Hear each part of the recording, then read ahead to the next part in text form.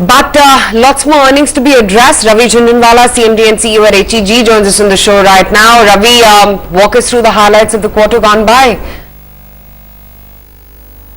See, the dynamics of this industry changed about a year and a half ago because China decided to close down about 150 to 180 million tons of the steel capacities, which were producing steel through the blast furnace route, which is extremely polluting in terms of nature.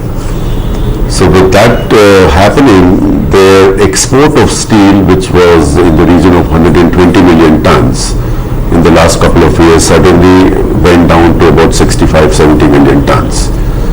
So which obviously meant that the other part of the world, which produces at least 50% of the world's steel, suddenly had to produce 50-55 million tons of additional steel. And that's where the whole dynamics of the industry changed, because to produce that steel in the western part of the world, you needed more electrodes. And so that suddenly created an imbalance between the supply and demand. And there was a shortage, and which led to an unprecedented price increase. And the nature of the industry is such that there are very strong barriers to entry. And in fact, we in HEG have been the last new entrant in this industry in 1977, which means that in the last 40-41 years, there has been no new company which has entered this business. So this is the dynamic, and this is the reason why the whole thing has changed in the last about 18 months or so. Okay. India GE prices, do you think they're going to ease post the development, and what is the kind of movement that you're witnessing in graphite electrode prices of late? Because we understand it has tempered a tad bit. We haven't seen much of a tampering. I mean, we believe that the demand is still very strong. There is still a shortage. We produce about 80% of our production, which is called ultra high power, where China is not a player. China is not competing with us. In the balance 20%, the Chinese prices keep going up and down on a daily basis, which more or less doesn't impact us a lot on a daily basis. I mean, we are a long-term player, and we have contracts which are valid for about 3 months to 6 months. So that has not impacted us. Right, we understand domestic steel companies are putting pressure to reduce prices for domestic consumption. Will you be relooking your pricing trends rather? Well, it is obvious this tussle between a buyer and a seller will always continue, but so long as the demand is outstripping supplies, the situation is not going to change much. Of course, we also believe that going forward in the next 12 months or so, because of the consolidation which we have seen with so many NCLT large steel companies changing hands, and obviously they have changed hands to go to a stronger hand. So our estimate is that the Indian demand itself is going to increase by about 15 to 20% in the next 12 months or so.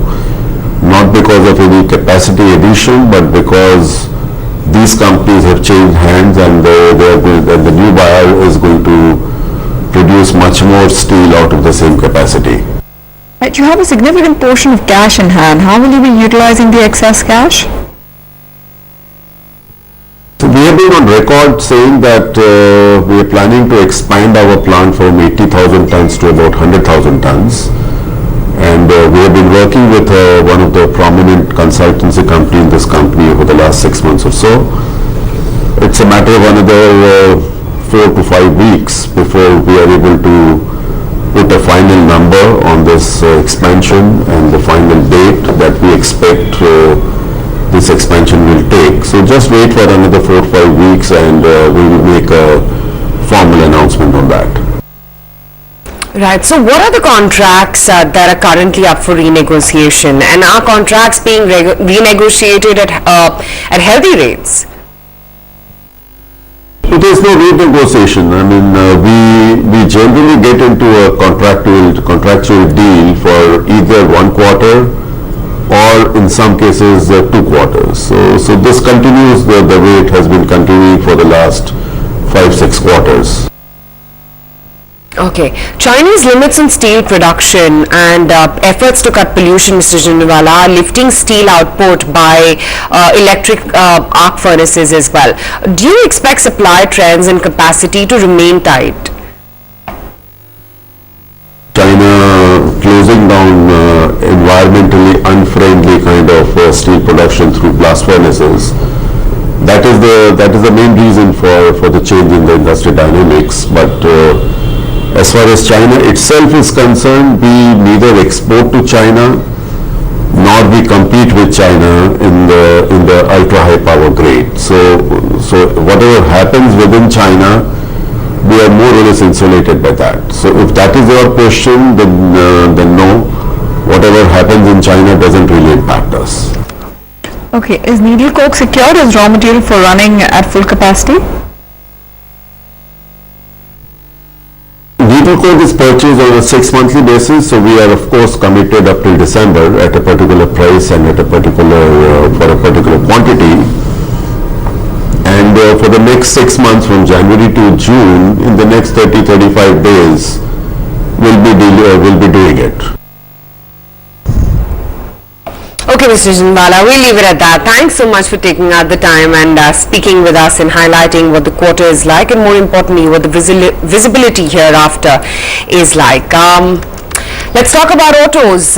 It's the first day of the month. We've already heard from Maruti. It's been a disappointing number that you've seen from Maruti, but what can we expect from Motan at large?